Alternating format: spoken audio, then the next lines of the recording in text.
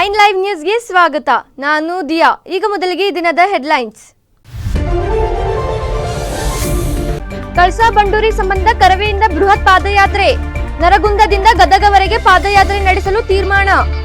ಹುಬ್ಬಳ್ಳಿಯ ಪೂರ್ವಭಾವಿ ಸಭೆಯಲ್ಲಿ ಕರವೇ ಮುಖಂಡರ ವಿಶೇಷ ಚರ್ಚೆ.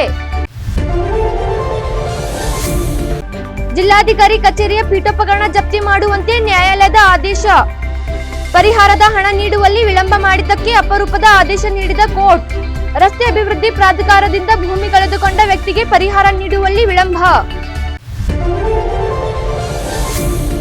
ಆಯ ತಪ್ಪಿ ಬಾವಿಗೆ ಬಿದ್ದ ಮಂಗನನ್ನು ರಕ್ಷಿಸಿ ಮಾನವೀಯತೆ ಮೆರೆದ ಜನರು. ಹಾವೇರಿ ಜಿಲ್ಲೆಯ ಶಿಗ್ಗಾಂವಿ ತಾಲೂಕಿನ ಅಡವಿ ಸೋಮಾಪುರದಲ್ಲಿ ನಡೆದ ಘಟನೆ. ಗ್ರಾಮದ ಯುವಕನ ಸಮಯ ಪ್ರಜ್ಞೆಯಿಂದಾಗಿ ತ್ವರಿತ ಕಾರ್ಯಾಚರಣೆ ನಡೆಸಿದ ಅರಣ್ಯ ಇಲಾಖೆ. ಈಗ ಇವತ್ತಿನ ಪ್ರಮುಖ ಸುದ್ದಿಗಳು ನಿಮ್ಮ ಮುಂದೆ. ಕಳಸಾ ಬಂಡೂರಿ ಮಹದಾಯಿ ನಾಲಾ ಜೋಡಣೆ ಹಾಗೂ ಕಪತಗುಡ್ಡ ಪ್ರಾಧಿಕಾರ ರಚಿಸುವಂತೆ ಆಗ್ರಹಿಸಿ ಸೆಪ್ಟೆಂಬರ್ 19ರಿಂದ ನರಗುಂದದಿಂದ ಗದಗವರೆಗೆ 2 ದಿನಗಳ ಪಾದಯಾತ್ರೆ ಹಮ್ಮಿಕೊಳ್ಳಲಾಗಿದೆ ಎಂದು ಕರವೇ ಪ್ರವೀಣ್ ಶೆಟ್ಟಿ ಬಣದ ಪದಾಧಿಕಾರಿಗಳು ತಿಳಿಸಿದರು. ಸೋಮವಾರ ಹುಬ್ಬಳ್ಳಿಯಲ್ಲಿ ಸಂಘಟನೆಯ ರಾಜ್ಯಾಧ್ಯಕ್ಷ ಪ್ರವೀಣ್ ಕುಮಾರ್ ಶೆಟ್ಟಿ ಅವರ ಮುಖಂಡತ್ವದಲ್ಲಿ ರಾಜ್ಯ ಸಮಿತಿ ಹಾಗೂ ಉತ್ತರ ಕರ್ನಾಟಕ ಹಾಗೂ ಬೆಳಗಾವಿ ವಿಭಾಗದ ಪದಾಧಿಕಾರಿಗಳ ಉಪಸ್ಥಿತಿಯಲ್ಲಿ ಹೋರಾಟದ ರೂಪರೇಷೆಗಳ ಕುರಿತಾಗಿ ಚರ್ಚಿಸಲು ಹಮ್ಮಿಕೊಳ್ಳಲಾಗಿದ್ದ ಪೂರ್ವಭಾವಿ ಸಭೆಯಲ್ಲಿ ಮಾಹಿತಿಯನ್ನು ನೀಡಿದರು. ಈ ಹೋರಾಟಕ್ಕೆ ಧಾರವಾಡ, ಗದಗ, ಹಾವೇರಿ ಹಾಗೂ ಬಾಗಲಕೋಟೆ ಜಿಲ್ಲೆಯಿಂದ ಸುಮಾರು 1500ಕ್ಕಿಂತಲೂ ಹೆಚ್ಚು ಕರವೇ ಕಾರ್ಯಕರ್ತರು ಪಾಲ್ಗೊಳ್ಳುವರು ಎಂದು ಅವರು ತಿಳಿಸಿದರು. ಅಲ್ಲದೆ ಸೆಪ್ಟೆಂಬರ್ 19ರಂದು ಕರ್ನಾಟಕ ರಕ್ಷಣಾ ವೇದಿಕೆಯ ಪ್ರವೀಣ್ ಶೆಟ್ಟಿ ಬಣದ ರಾಜ್ಯಾಧ್ಯಕ್ಷರಾದ ಪ್ರವೀಣ್ ಕುಮಾರ್ ಶೆಟ್ಟಿ ಹಾಗೂ ರಾಜ್ಯ ಪದಾಧಿಕಾರಿಗಳು ಹುಬ್ಬಳ್ಳಿಯ ರಾಣಿ ಚೆನ್ನಮ್ಮ, ವೀರ ಸಂಗೊಳ್ಳಿ ರಾಯಣ್ಣ ಹಾಗೂ ಬಾಬಾ ಸಾಹೇಬ್ ಅಂಬೇಡ್ಕರ್ ಅವರಿಗೆ ಮಾಲಾರ್ಪಣೆ ಮಾಡುವ ಮೂಲಕ ಹೋರಾಟಕ್ಕೆ ಚಾಲನೆ ನೀಡಲಾಗುತ್ತದೆ ಎಂದು ಈ ವೇಳೆ ಅವರು ತಿಳಿಸಿದರು. ಅಲ್ಲಿ ಅಧ್ಯಕ್ಷರು ಕರೆ ಕೊಟ್ಟಿಲ್ಲ ಅಥವಾ ಇಲ್ಲಿ ವಿಭಾಗೀಯ ಮಟ್ಟದ ಅಧ್ಯಕ್ಷರುಗಳು ಕರೆ ಕೊಟ್ಟಿಲ್ಲ. ಆ ನಿಟ್ಟಿನಲ್ಲಿ ಯಾವ ಹೋರಾಟಗಳು ವ್ಯವಸ್ಥಿತವಾಗಿ ಆಗಿಲ್ಲ. ಇನ್ನು ಮುಂದೆ ನಿರಂತರವಾಗಿ ಮತ್ತು ಜಿಲ್ಲೆ ಮತ್ತು ತಾಲೂಕು ಮತ್ತು ಹುಬ್ಬಳ್ಳಿಯಲ್ಲಿ ಮತ್ತು ನಗರಗಳಲ್ಲಿ ಕಡ್ಡಾಯವಾಗಿ ತಿಂಗಳಿಗೆ 2 ಹೋರಾಟಗಳನ್ನು ಮಾಡಬೇಕು. ಇಂಥವೆಲ್ಲ ಕೆಲವೊಂದು ವಿಚಾರಗಳು ಚರ್ಚೆಯಾಗಿ ಪ್ರಾರಂಭ ಅಂತ ಬಂದಾಗ ಪ್ರವೀಣ್ ಕುಮಾರ್ ಶೆಟ್ಟಿ ಅವರ ಹುಟ್ಟುಹಬ್ಬದ ಅಂಗವಾಗಿ ಮೊಟ್ಟ ಮೊದಲ ಬಾರಿಗೆ ಈ ರೀತಿಯ ವಿನೂತನವಾದಂಥ ಹೋರಾಟವನ್ನು ಪ್ರಾರಂಭ. ಈ ಪೂರ್ವಭಾವಿ ಸಭೆಯಲ್ಲಿ ರಾಜ್ಯ ಸಮಿತಿಯ ಸದಸ್ಯರಾದ ದಾವಲ್ ಸಾಬ್ ಮುಳಗುಂದ್, ಬೆಳಗಾವಿ ವಿಭಾಗೀಯ ಅಧ್ಯಕ್ಷರಾದ ಪಾಪು ಧಾರೆ, ಧಾರವಾಡ ಜಿಲ್ಲಾ ಅಧ್ಯಕ್ಷರಾದ ಮಂಜುನಾಥ್ ಲೂತಿಮಠ್, ಗದಗ ಜಿಲ್ಲಾ ಅಧ್ಯಕ್ಷರಾದ ವೆಂಕಟೇಶ ಬೇಲೂರು ಸೇರಿದಂತೆ ಇನ್ನಿತರರು ಉಪಸ್ಥಿತರಿದ್ದರು. ಕರ್ನಾಟಕ ರಾಜ್ಯ ಸರ್ಕಾರದ ಸುತ್ತೋಲೆ ಮೂಲಕ ಶಿವಮೊಗ್ಗ ಜಿಲ್ಲೆಯ ಎಲ್ಲ ತಾಲೂಕುಗಳಲ್ಲಿಯೂ ಜೂನ್ ಮತ್ತು ಜುಲೈ 2024ರೊಳಗೆ ಜನಸ್ಪಂದನಾ ಸಭೆ ನಡೆಸಿ ಅಹವಾಲು ಸ್ವೀಕರಿಸಿ ಕುಂದು ಕೊರತೆಗಳ ಶೀಘ್ರ ಪರಿಹರಿಸಬೇಕು ಎಂಬ ಆದೇಶವನ್ನು ಶಿವಮೊಗ್ಗ ಜಿಲ್ಲಾಧಿಕಾರಿಗಳು ಉಲ್ಲಂಘಿಸಿದ್ದಾರೆ ಎಂದು ರೈತ ಸಂಘದ ಮುಖಂಡ ರಮೇಶ್ ಕೆಳದಿ ಆರೋಪಿಸಿದ್ದಾರೆ. ಶಿವಮೊಗ್ಗ ಜಿಲ್ಲೆಯ ಸಾಗರದ ಪತ್ರಿಕಾ ಭವನದಲ್ಲಿ ಸುದ್ದಿಗೋಷ್ಠಿ ನಡೆಸಿ ಮಾತನಾಡಿದ ಅವರು, ರಾಜ್ಯ ಸರ್ಕಾರದ ಮುಖ್ಯ ಕಾರ್ಯದರ್ಶಿಯಾಗಿದ್ದ ರಜನೀಶ್ ಗೋಯಲ್ ಅವರು 2024ರ ಮೇ 7ರಂದು ಹೊರಡಿಸಿರುವ ಸುತ್ತೋಲೆಯಲ್ಲಿ ತಾಲೂಕಾ ಮಟ್ಟದಲ್ಲಿ ಜನಸ್ಪಂದನಾ ಸಭೆ ನಡೆಸಿ ಜುಲೈ 15ರೊಳಗೆ ಸ್ವೀಕೃತಿಗೊಂಡಿರುವ ಅಹವಾಲುಗಳ ಕುರಿತು ಕ್ರಮ ಕೈಗೊಂಡು ಮುಖ್ಯಮಂತ್ರಿಗಳ ಅಪರ ಕಾರ್ಯದರ್ಶಿಗಳಿಗೆ ವರದಿ ಸಲ್ಲಿಸಬೇಕೆಂಬ ಸ್ಪಷ್ಟ ಆದೇಶವಿದ್ದರೂ ಜಿಲ್ಲಾಧಿಕಾರಿಗಳು ಕ್ರಮ ವಹಿಸಿಲ್ಲವೆಂದು ದೂರಿದರು. ಅಲ್ಲದೆ ಶಿವಮೊಗ್ಗ ಜಿಲ್ಲೆಯ ಜಿಲ್ಲಾಧಿಕಾರಿಗಳು, ಜಿಲ್ಲಾ ಪಂಚಾಯಿತಿ ಮುಖ್ಯ ಕಾರ್ಯನಿರ್ವಹಣಾಧಿಕಾರಿಗಳು ಮತ್ತು ಜಿಲ್ಲಾ ಪೊಲೀಸ್ ವರಿಷ್ಠಾಧಿಕಾರಿಗಳಿಗೆ ರಾಜ್ಯ ಸರ್ಕಾರದ ಮುಖ್ಯ ಕಾರ್ಯದರ್ಶಿಗಳಿಂದ ಲಿಖಿತ ಸುತ್ತೋಲೆ ರವಾನೆಯಾಗಿರುವ ಸುತ್ತೋಲೆ ಪ್ರತಿಯನ್ನು ಸಹ ಪತ್ರಿಕಾಗೋಷ್ಠಿಯಲ್ಲಿ ಪ್ರದರ್ಶಿಸಿದರು. ಸುದ್ದಿಗೋಷ್ಠಿಯಲ್ಲಿ ಎಚ್ ಗಣಪತಪ್ಪ ಸ್ಥಾಪಿತ ರೈತ ಸಂಘದ ಜಿಲ್ಲಾಧ್ಯಕ್ಷ ದಿನೇಶ್ ಶೆರವಾಳ್, ಮುಖಂಡರುಗಳಾದ ರಮೇಶ್ ಕೆಳದಿ, ಡಾಕ್ಟರ್ ರಾಮಚಂದ್ರ ಮನೆಗಟ್ಟ, ಶಿವಕುಮಾರ್ ಗೌಡ ಮೊದಲಾದವರು ಉಪಸ್ಥಿತರಿದ್ದರು. ಇನ್ನು ಈ ಸಂದರ್ಭದಲ್ಲಿ ಹೋಬಳಿ ಮಟ್ಟದ ರೈತ ಸಂಘದ ಅಧ್ಯಕ್ಷರಾಗಿ ನೇಮಕಗೊಂಡಿರುವ ಶಿವಣ್ಣ ಆಚಾರ್ ಅವರನ್ನು ಅಭಿನಂದಿಸಲಾಯಿತು. ಡಾಕ್ಟರ್ ಬಿಆರ್ ಅಂಬೇಡ್ಕರ್ ನೋಂದಾಯಿತ ಕಟ್ಟಡ ಹಾಗೂ ಇತರೆ ನಿರ್ಮಾಣ ಕಾರ್ಮಿಕರ ಸಂಘದ 2ನೇ ವರ್ಷದ ವಾರ್ಷಿಕೋತ್ಸವ ನಿಮಿತ್ತ ಸೆಪ್ಟೆಂಬರ್ 22ರಂದು ಗದಗ ಜಿಲ್ಲೆಯ ಮುಂಡರ್ಗಿ ಪಟ್ಟಣದಲ್ಲಿ ಜನಹಿತ ಚಿಂತನ ಕಾರ್ಯಕ್ರಮ ಜರುಗಲಿದೆ ಎಂದು ಸಂಘದ ಅಧ್ಯಕ್ಷರಾದ ಅಡಿವೆಪ್ಪ ಛಲವಾದಿ ತಿಳಿಸಿದರು. ಸುದ್ದಿಗೋಷ್ಠಿಯಲ್ಲಿ ಮಾತನಾಡಿದ ಅವರು, ಕಾರ್ಯಕ್ರಮದಲ್ಲಿ ಕೊಪ್ಪಳದ ಶ್ರೀ ಅಭಿನವ ಗವಿಸಿದ್ದೇಶ್ವರ ಮಹಾಸ್ವಾಮೀಜಿಗಳು ದಿವ್ಯ ಸಾನ್ನಿಧ್ಯ ವಹಿಸಿ ಆಶೀರ್ವಚನ ನೀಡಲಿದ್ದಾರೆ. ಅಲ್ಲದೆ ತಮ್ಮ ಅಮೃತ ಹಸ್ತದಿಂದ ಬಸವರಾಜ ಬೆನ್ನೂರು ಬರೆದಿರುವ ಓ ಸೋಲೆ ಥ್ಯಾಂಕ್ ಯು ಹಾಗೂ ಸೋಲು ಸೋಲಿಸದು ಪುಸ್ತಕಗಳು ಬಿಡುಗಡೆಗೊಳ್ಳಲಿವೆ ಎಂದು ತಿಳಿಸಿದರು. ಇನ್ನು ನಾಡಿನ ಖ್ಯಾತ ಕವಿಗಳಾದ ವಾಸುದೇವ ನಾಡಿಗ್ ಅವರು ಸಹ ಕಾರ್ಯಕ್ರಮದಲ್ಲಿ ಪಾಲ್ಗೊಳ್ಳಲಿದ್ದು ಪುಸ್ತಕಗಳ ಕುರಿತಾಗಿ ಮಾತನಾಡಲಿದ್ದಾರೆ ಎಂದು ಅವರು ಈ ವೇಳೆ ತಿಳಿಸಿದರು. ಪ್ರಕಾಶನದಲ್ಲಿ ಓ ಸೋಲೆ ಥ್ಯಾಂಕ್ ಯು ಪುಸ್ತಕ ಬಿಡುಗಡೆ ಕಾರ್ಯಕ್ರಮವಿದ್ದು ಆ ಬಿಡುಗಡೆ ಕಾರ್ಯಕ್ರಮಕ್ಕೆ ಆಗಮಿಸುತ್ತಿರುವ ಉತ್ತರ ಕರ್ನಾಟಕದ ನಡೆದಾಡುವ ದೇವರು ಎಂದು ಹೆಸರುವಾಸಿಯಾಗಿರ್ತಕ್ಕಂಥ ನಮ್ಮ ಹೆಮ್ಮೆಯ ಪರಮಪೂಜ್ಯ ಶ್ರೀ ಅಭಿನವ ಶ್ರೀ ಗವಿಸಿದ್ದೇಶ್ವರ ಮಹಾಸ್ವಾಮಿಗಳವರ ಅಮೃತ ಹಸ್ತದಿಂದ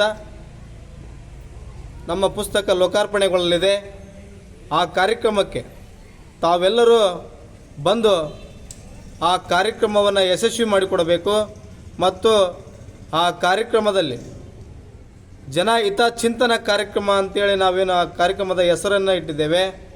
ಆ ಕಾರ್ಯಕ್ರಮದ ಕುರಿತು ಶ್ರೀಗಳು ಆಶೀರ್ವಚನ ನೀಡಲಿದ್ದಾರೆ. ಆ ಶ್ರೀಗಳ ಆಶೀರ್ವಚನವನ್ನು ನೀವೆಲ್ಲರೂ ಹೃದಯ ತುಂಬ ಕೇಳಿ ಶ್ರೀಗಳನ್ನು ಅವರಿಗೆ ದರ್ಶನ ತಗೊಂಡು ಅವರ ಕೃಪೆಗೆ ಪಾತ್ರರಾಗಬೇಕು. ಇನ್ನು ಇದೇ ಸಂದರ್ಭದಲ್ಲಿ ರಾಜ್ಯ ಮಟ್ಟದ ಲೇಖನ ಸ್ಪರ್ಧೆ ವಿಜೇತರಿಗೆ ಪ್ರಶಸ್ತಿ ಪ್ರದಾನ ಸಮಾರಂಭವು ಜರುಗಲಿದೆ ಎಂದು ಅವರು ತಿಳಿಸಿದರು. ಈ ಸಂದರ್ಭದಲ್ಲಿ ಸಂಘದ ವಿವಿಧ ಪದಾಧಿಕಾರಿಗಳು ಸೇರಿ ಇನ್ನಿತರರು ಉಪಸ್ಥಿತರಿದ್ದರು. ರಸ್ತೆ ಅಭಿವೃದ್ಧಿಗೆ ರಾಜ್ಯ ಹೆದ್ದಾರಿ ಅಭಿವೃದ್ಧಿ ಪ್ರಾಧಿಕಾರದಿಂದ ಭೂಮಿ ಕಳೆದುಕೊಂಡು ಪರಿಹಾರ ನೀಡುವಲ್ಲಿ ಅನ್ಯಾಯವಾಗಿದೆ ಎಂದು ನ್ಯಾಯಾಲಯದ ಮೆಟ್ಟಿಲೇರಿದ ವ್ಯಕ್ತಿಗೆ ಪರಿಹಾರ ನೀಡುವಲ್ಲಿ ವಿಳಂಬವಾದ ಹಿನ್ನೆಲೆ ಜಿಲ್ಲಾಧಿಕಾರಿ ಕಚೇರಿಯ ಪೀಠೋಪಕರಣಗಳನ್ನು ಜಪ್ತಿ ಮಾಡುವಂತೆ ಜಿಲ್ಲಾ ನ್ಯಾಯಾಲಯ ಆದೇಶ ಹೊರಡಿಸಿದ ಅಪರೂಪದ ಘಟನೆ ಜರುಗಿದೆ. ಶಿವಮೊಗ್ಗ ಜಿಲ್ಲೆಯ ಶಿಕಾರಿಪುರ ತಾಲೂಕಿನ ಶಿರಾಳಕೊಪ್ಪದ ಅಗಡಿ ಅಶೋಕ್ ಎನ್ನುವವರಿಗೆ ಸೇರಿದ ನಿವೇಶನದ ಸ್ವಲ್ಪ ಭಾಗವನ್ನು ರಾಜ್ಯ ಹೆದ್ದಾರಿ ಅಭಿವೃದ್ಧಿ ಪ್ರಾಧಿಕಾರ 2011ರಲ್ಲಿ ವಶಪಡಿಸಿಕೊಂಡಿತ್ತು. ನಿವೇಶನಕ್ಕೆ ಸಂಬಂಧಿಸಿದಂತೆ ಕಾನೂನುಬದ್ಧವಾಗಿ ಪರಿಹಾರ ನೀಡಿಲ್ಲವೆಂದು ನಿವೇಶನದ ಮಾಲೀಕರು ನ್ಯಾಯಾಲಯದ ಮೆಟ್ಟಿಲೇರಿದ್ದರು. ಹೈಕೋರ್ಟ್ ನಿರ್ದೇಶನದಂತೆ ಫಿರ್ಯಾದಿದಾರರಾದ ಅಗಡಿ ಅಶೋಕ್ ಅವರಿಗೆ 3 ತಿಂಗಳೊಳಗೆ 3,93,00,000 ರು ಸೇರಿದಂತೆ ಒಟ್ಟು 4,44,00,000 ರು ಪರಿಹಾರ ನೀಡುವಂತೆ ಜಿಲ್ಲಾಧಿಕಾರಿ ಕಚೇರಿಗೆ ಸೂಚನೆ ನೀಡಲಾಗಿತ್ತು. ಆದರೆ ಪರಿಹಾರ ನೀಡುವಲ್ಲಿ ವಿಳಂಬವಾದ ಹಿನ್ನೆಲೆ ಜಿಲ್ಲಾ ನ್ಯಾಯಾಲಯವು ಶಿವಮೊಗ್ಗ ಜಿಲ್ಲಾಧಿಕಾರಿ ಕಚೇರಿಯ ಚರಾಸ್ತಿಯಾದ ಪೀಠೋಪಕರಣಗಳನ್ನು ಜಪ್ತಿ ಮಾಡಬೇಕು ಹಾಗೂ ಮುಂದಿನ ಆದೇಶದವರೆಗೆ ವಶಕ್ಕೆ ಪಡೆಯುವಂತೆ 3ನೇ ಹೆಚ್ಚುವರಿ ಜಿಲ್ಲಾ ಮತ್ತು ಸೆಷನ್ಸ್ ನ್ಯಾಯಾಧೀಶರು ಆದೇಶ ಹೊರಡಿಸಿದ್ದಾರೆ. ಫಿರ್ಯಾದಿದಾರ ಪರವಾಗಿ ಸೊರಬದ ವಕೀಲರಾದ PV ಖರೆ ಹಾಗೂ ದಿನಕರ್ ಭಟ್ ಭಾವೆ ವಾದ ಮಂಡಿಸಿದ್ದರು. ಸುದ್ದಿ ಮುಂದುವರಿಯುತ್ತೆ, ಅದಕ್ಕೂ ಮುನ್ನ ಚಿಕ್ಕದೊಂದು ಬ್ರೇಕ್. 9 ಲೈವ್ ವಾಹಿನಿಯ ಜನಪ್ರಿಯ ಕಾರ್ಯಕ್ರಮ ಶುಚಿ ರುಚಿ.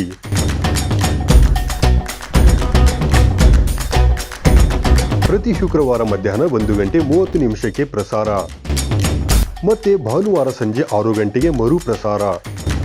ಅಡುಗೆ ಮಾಡೋ ಹವ್ಯಾಸ ನಿಮ್ಮದಾಗಿದ್ದರೆ ಈಗಲೇ ಕರೆ ಮಾಡಿ ಹೆಸರು ನೋಂದಾಯಿಸಿಕೊಳ್ಳಿ. ನಮ್ಮ ದೂರವಾಣಿ ಸಂಖ್ಯೆ 7411784976.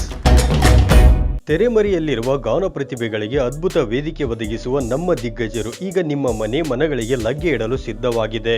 ಇನ್ನು ಪ್ರತಿ ಶನಿವಾರ ಮಧ್ಯಾಹ್ನ 1:30ಕ್ಕೆ ನಿಮ್ಮ ನೆಚ್ಚಿನ 9 ಲೈವ್ ವಾಹಿನಿಯಲ್ಲಿ ಪ್ರಸಾರಗೊಳ್ಳಲಿದೆ. ಮತ್ತೆ ಮರುಪ್ರಸಾರ ಭಾನುವಾರ 1:30ಕ್ಕೆ. ನಿಮಗೂ ಗಾಯನದಲ್ಲಿ ಆಸಕ್ತಿ ಇದ್ದು ಉತ್ತಮ ವೇದಿಕೆ ಲಭಿಸುತ್ತಿಲ್ಲವೆಂದರೆ ಚಿಂತೆ ಯಾಕೆ?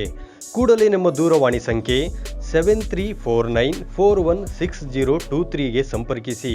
ಕಾರ್ಯಕ್ರಮದಲ್ಲಿ ನೀವು ಪಾಲ್ಗೊಳ್ಳಿ. ಬ್ರೇಕ್ ನಂತರ 9 ಲೈವ್ ನ್ಯೂಸ್ಗೆ ಸ್ವಾಗತ. ಬಾವಿಯೊಂದರಲ್ಲಿ ಬಿದ್ದ ಮಂಗವನ್ನು ಗ್ರಾಮಸ್ಥರು ಹಾಗೂ ಅರಣ್ಯ ಇಲಾಖೆ ಸಿಬ್ಬಂದಿಗಳು ರಕ್ಷಿಸಿ ಚಿಕಿತ್ಸೆ ಕೊಡಿಸಿದ ಘಟನೆ ಹಾವೇರಿ ಜಿಲ್ಲೆಯ ಶಿಗ್ಗಾಂವಿ ತಾಲೂಕಿನ ಅಡವಿ ಸೋಮಾಪುರ ಗ್ರಾಮದಲ್ಲಿ ನಡೆದಿದೆ. ಶನಿವಾರ ಬೆಳಗ್ಗೆ ಮಂಗವೊಂದು ಬಾವಿಗೆ ಬಿದ್ದಿದೆ. ಬಾವಿಯಲ್ಲಿ ಬಿದ್ದು ರಕ್ಷಣೆಗೆ ಅಂಗಲಾಚುತ್ತಿದ್ದ ಮಂಗವನ್ನು ಅದೇ ಗ್ರಾಮದ ಯುವಕ ಪ್ರಶಾಂತ್ ಪಾಟೀಲ್ ಅವರು ನೋಡಿ ಅರಣ್ಯ ಇಲಾಖೆಯವರಿಗೆ ಮಾಹಿತಿಯನ್ನು ತಿಳಿಸಿದ್ದರು. ಈ ವೇಳೆ ಸ್ಥಳಕ್ಕೆ ಆಗಮಿಸಿದ ದುಂಡಸಿ ವಲಯ ಅರಣ್ಯ ಅಧಿಕಾರಿಗಳು ಗ್ರಾಮಸ್ಥರ ಸಹಕಾರದಿಂದ ಮಂಗವನ್ನು ರಕ್ಷಿಸುವಲ್ಲಿ ಯಶಸ್ವಿಯಾಗಿದ್ದಾರೆ. ಇನ್ನು ಮಂಗವನ್ನು ರಕ್ಷಿಸಿ ನಂತರ ಮಂಗಕ್ಕೆ ಚಿಕಿತ್ಸೆಯನ್ನು ಸಹ ನೀಡಲಾಗಿದೆ. ಈ ಹಿನ್ನೆಲೆ ಮಂಗವೀಗ ಚೇತರಿಸಿಕೊಳ್ಳುತ್ತಿರುವುದಾಗಿ ಹೇಳಲಾಗಿದೆ. ಇನ್ನು ಮಂಗ ಬಾವಿಗೆ ಬಿದ್ದ ವೇಳೆ ಯುವಕ ತೋರಿದ ಸಮಯ ಪ್ರಜ್ಞೆ ಹಾಗೂ ಅರಣ್ಯ ಇಲಾಖೆ ಸಿಬ್ಬಂದಿಗಳ ಸಕಾಲ ಕಾರ್ಯಾಚರಣೆಯಿಂದ ಸದ್ಯ ಮಂಗ ಪುನರ್ಜನ್ಮ ಪಡೆದಿದೆ ಎಂದು ತಿಳಿಸಲಾಗಿದೆ. ಬಿಡು ನೀ ಅದನ್ನ ಯಾಕೆ ಇದು ಮಾಡ್ತಿ? ಸರಿ ರಾ ಹೊಡೆದ್ ಬಿಡಪ್ಪ, ಅದು ಬಿದ್ದದಿಲ್ಲ, ರಾ ಹೊಡೆದೈತಿ. ಅಣ್ಣ ನೀರು ಕುಡ್ದಿಲ್ಲ ಅದ, ಯಾಕಂದ್ರೆ ಇದು ಕೋಲ್ ಹಿಡ್ಕೊಂಡೈತಿ. ಜೀವ ಐತಿ ಬಿಡು ಹಿರಣ. ಎಲ್ಲಿ ಕಾಸ್ತೀವ? ಏನಪ್ಪ ಬೇಕನ?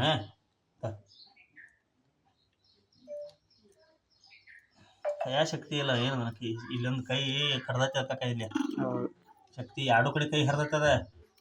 ಇನ್ನು ಮಂಗ ಬಿದ್ದಿರುವ ಬಾವಿಯು ಸರ್ಕಾರಿ ಬಾವಿಯಾಗಿದೆ. ಹೀಗಾಗಿ ಭವಿಷ್ಯದಲ್ಲಿ ಇಂತಹ ಘಟನೆಗಳು ಮರುಕಳಿಸದಿರಲಿ ಎಂದು ಗ್ರಾಮಸ್ಥರು ಅಧಿಕಾರಿಗಳಿಗೆ ಮನವಿ ಮಾಡಿದ್ದು, ಇದಕ್ಕಾಗಿ ಸುತ್ತಲೂ ತಡೆಗೋಡೆ ಹಾಗೂ ಬೇಲಿ ನಿರ್ಮಿಸುವಂತೆ ಒತ್ತಾಯಿಸಿದ್ದಾರೆ. ಶಾಲಾ ಮಕ್ಕಳಿಗೆ ಸರ್ಕಾರ ನೀಡುತ್ತಿರುವ ಸಮವಸ್ತ್ರ, ಶೂ, ಹಾಲು, ಪಠ್ಯಪುಸ್ತಕ ನೀಡುವಲ್ಲಿ ಅಧಿಕಾರಿಗಳು ವಿಳಂಬ ತೋರುವುದಾಗಲಿ ಅಸಡ್ಡೆ ಮಾಡುವುದಾಗಲಿ ಮಾಡಿದ್ದರೆ ಅಧಿಕಾರಿಗಳ ವಿರುದ್ಧ ಕಠಿಣ ಕ್ರಮ ಕೈಗೊಳ್ಳಲಾಗುವುದು ಎಂದು ಸಚಿವ ಎಸ್ ಮಧು ಬಂಗಾರಪ್ಪ ಹೇಳಿದರು. ಶಿವಮೊಗ್ಗ ಜಿಲ್ಲೆಯ ಸೊರಬ ಪಟ್ಟಣದ ಡಾಕ್ಟರ್ ರಾಜ್ ಕಲಾಕ್ಷೇತ್ರದಲ್ಲಿ ಹಮ್ಮಿಕೊಂಡಿದ್ದ ತಾಲೂಕಾ ಮಟ್ಟದ ಶಿಕ್ಷಕರ ದಿನಾಚರಣೆ, ನಿವೃತ್ತ ಮತ್ತು ಪ್ರಶಸ್ತಿ ಪುರಸ್ಕೃತ ಶಿಕ್ಷಕರ ಸನ್ಮಾನ ಸಮಾರಂಭವನ್ನು ಉದ್ಘಾಟಿಸಿ ಅವರು ಮಾತನಾಡಿದರು. ದೇಶದ ಪ್ರಜೆಗಳನ್ನು ಸೃಷ್ಟಿಸುವಲ್ಲಿ ಶಿಕ್ಷಕರ ಪಾತ್ರ ಮಹತ್ವವಾಗಿದೆ. ತಂದೆ ತಾಯಿಯ ನಂತರ ಗುರುಗಳಿಗೆ ವಿಶೇಷವಾದ ಸ್ಥಾನಮಾನ ನೀಡಲಾಗಿದೆ. ಶಿಕ್ಷಕರು ಇಲ್ಲದೇ ಇದ್ದರೆ ಶಿಕ್ಷಣ ಇಲಾಖೆ ಇಲ್ಲವೆಂದು ಇದೇ ವೇಳೆ ಅವರು ತಿಳಿಸಿದರು. ಎಲ್ಲರೂ ಕೂಡ ಬೆಳಗ್ಗೆ ಶಾಲೆಗೆ ಹೋದಾಗ ಸಂವಿಧಾನ ಪೀಠಿಕೆಯನ್ನು ಓದ್ತಕ್ಕಂಥ ಅಭ್ಯಾಸವನ್ನು ಮಾಡ್ಕೊಂಡಿದ್ದಾರೆ, ಅರ್ಥ ಮಾಡ್ಕೊಂಡಿದ್ದಾರೆ. ಎಷ್ಟೋ ಜನರು ನನಗೆ ಅನ್ಸುತ್ತೆ, ನಾವೇ ಬೇಕಾದ್ರೆ ಎಬ್ಸಿದ್ರೆ ಎಷ್ಟು ಜನರಿಗೆ ಸಂವಿಧಾನ ಪೀಠಿಕೆ ಬಾಯ್ಹಾಟ್ ಬಂದಿದೆ ಅಂದರೆ ನನಗೆ ಗೊತ್ತಿರೋ ಪ್ರಕಾರ ಒಂದು 10-15 ಜನರ ಮೇಲೂ ಸಿಗೋದು ಡೌಟ್. ನನ್ನನ್ನು ಸೇರಿ ಅದೇನು ನಾನೇನು ಎಕ್ಸ್ಕ್ಯೂಸ್ ಅಲ್ಲ. ಯಾಕೆ ಈ ಸಂದರ್ಭದಲ್ಲಿ ವಿಧಾನ ಪರಿಷತ್ ಸದಸ್ಯೆ ಬಲ್ಕೀಶ್ ಭಾನು, ಕ್ಷೇತ್ರ ಶಿಕ್ಷಣಾಧಿಕಾರಿ ಆರ್ ಪುಷ್ಪ, ನಿವೃತ್ತ ಕ್ಷೇತ್ರ ಶಿಕ್ಷಣಾಧಿಕಾರಿ TM Satyanarayan, tahsildar Manjula B Hegadal, EO Pradeep Kumar ಸೇರಿದಂತೆ ಮತ್ತಿತರರು ಉಪಸ್ಥಿತರಿದ್ದರು. ಎಲ್ಲ ಧರ್ಮದ ಜನರನ್ನು ತಲುಪುವಂತಹ ಸಂವಿಧಾನವನ್ನು ಭಾರತದ ಹೊರತಾಗಿ ಪ್ರಪಂಚದ ಯಾವುದೇ ಪ್ರಜಾಪ್ರಭುತ್ವ ದೇಶಗಳು ನೀಡಿಲ್ಲ ಎಂದು ತುಮಕೂರಿನಲ್ಲಿ ಗೃಹ ಸಚಿವರು ಹಾಗೂ ಜಿಲ್ಲಾ ಉಸ್ತುವಾರಿ ಸಚಿವರಾದ ಪರಮೇಶ್ವರ್ ಅವರು ಹೇಳಿದರು.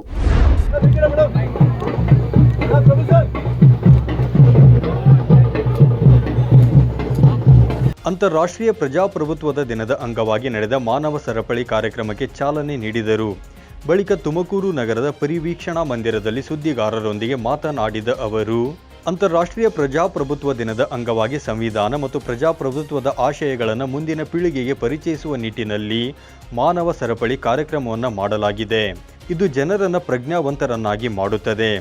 ಜಿಲ್ಲೆಯಲ್ಲಿ ನಡೆದ ಪ್ರಜಾಪ್ರಭುತ್ವ ದಿನಾಚರಣೆ ಮಾನವ ಸರಪಳಿಯಲ್ಲಿ 1,20,000ಕ್ಕೂ ಅಧಿಕ ಜನರು ಜಾತಿ ಧರ್ಮ ಭೇದ ಭಾವಗಳಲ್ಲದ ಭಾಗವಹಿಸಿ ಯಶಸ್ವಿಗೊಳಿಸಿದ್ದಾರೆ. ಇದು ಪ್ರಜಾಪ್ರಭುತ್ವದ ವಿಶಿಷ್ಟತೆ ಎಂದು ಹೇಳಿದರು.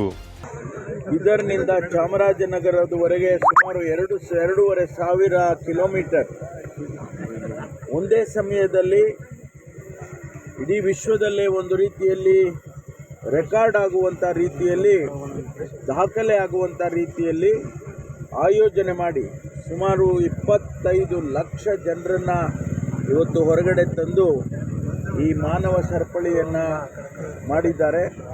ನಾವೆಲ್ಲರೂ ಕೂಡ ಅದರಲ್ಲಿ ಭಾಗಿಯಾಗಿದ್ದೇವೆ. ನಮ್ಮ ಜಿಲ್ಲೆಯ ಎಲ್ಲ ಪ್ರತಿನಿಧಿಗಳು, ಜನಪ್ರತಿನಿಧಿಗಳು, ಪಂಚಾಯಿತಿಯ ಸದಸ್ಯರಿಂದ ಹಿಡಿದು ಶಾಸಕರು, ಸಂಸದರವರೆಗೂ ಕೂಡ ನಾವೆಲ್ಲರೂ ಕೂಡ ಭಾಗವಹಿಸಿದ್ದೇವೆ.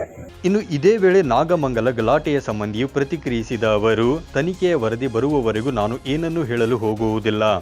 ಈಗಾಗಲೇ ಘಟನೆ ಸಂಬಂಧಿ ಇನ್ಸ್ಪೆಕ್ಟರ್ ಡಿವೈಎಸ್ಪಿಯರನ್ನು ಅಮಾನತುಗೊಳಿಸಲಾಗಿದೆ. ಈದ್ ಮಿಲಾದ್ ಸಂದರ್ಭದಲ್ಲಿಯೂ ಸಹ ಯಾವ ಘಟನೆ ಆಗದಂತೆ ಮುನ್ನೆಚ್ಚರಿಕೆ ವಹಿಸುವಂತೆ ಸೂಚನೆ ನೀಡಲಾಗಿದೆ ಎಂದು ಅವರು ಈ ವೇಳೆ ತಿಳಿಸಿದರು. ಅಂತಾರಾಷ್ಟ್ರೀಯ ಪ್ರಜಾಪ್ರಭುತ್ವ ದಿನದ ಹಿನ್ನೆಲೆ ಭಾನುವಾರ ನಿರ್ಮಿಸಲಾಗಿದ್ದ ಮಾನವ ಸರಪಳಿಯ ಮೇಲೆ ಹೆಜ್ಜೆನು ದಾಳಿ ಮಾಡಿದ್ದು, ಈ ವೇಳೆ 2 ಶಿಕ್ಷಕಿಯರು ಗಾಯಗೊಂಡಿರುವಂತಹ ಘಟನೆಯು ಗದಗ ಜಿಲ್ಲೆಯ ಲಕ್ಷ್ಮೇಶ್ವರ ತಾಲೂಕಿನ ಬಾಳೆಹೊಸೂರು ಗ್ರಾಮದಲ್ಲಿ ಘಟನೆ ನಡೆದಿದೆ. ಶಿಗ್ಲಿ ಗ್ರಾಮದ ಸರಕಾರಿ ಪ್ರಾಥಮಿಕ ಶಾಲೆ ಶಿಕ್ಷಕಿ ಸರಸ್ವತಿ ಗುಡಿಸಾಗರ ಹಾಗೂ ಸರೋಜಾ ದಿಂಡೂರು ಎಂಬ ಶಿಕ್ಷಕಿಯರೇ ಹೆಜ್ಜೇನು ದಾಳಿ ವೇಳೆ ಅಸ್ವಸ್ಥಗೊಂಡವರಾಗಿದ್ದಾರೆ. ಇನ್ನು ಶಿಕ್ಷಕಿಯರ ಮುಖ, ತಲೆ, ಕೈಗೆ ಹೆಜ್ಜೇನು ಕಚ್ಚಿರುವ ಮಾಹಿತಿ ಲಭ್ಯವಾಗಿದ್ದು, ಈ ವೇಳೆ ಸ್ಥಳದಲ್ಲಿಯೇ ಇದ್ದ ಶಾಸಕ ಡಾಕ್ಟರ್ ಚಂದ್ರು ಲಮಾಣಿಯವರು ಸ್ವತಃ ಕಾರ್ನಲ್ಲಿ ಅಸ್ವಸ್ಥಗೊಂಡ ಶಿಕ್ಷಕಿಯರನ್ನು ಆಸ್ಪತ್ರೆಗೆ ಕರೆತಂದು ಚಿಕಿತ್ಸೆ ನೀಡಿದ್ದು ಎಲ್ಲರ ಮೆಚ್ಚುಗೆಗೆ ಕಾರಣವಾಯಿತು.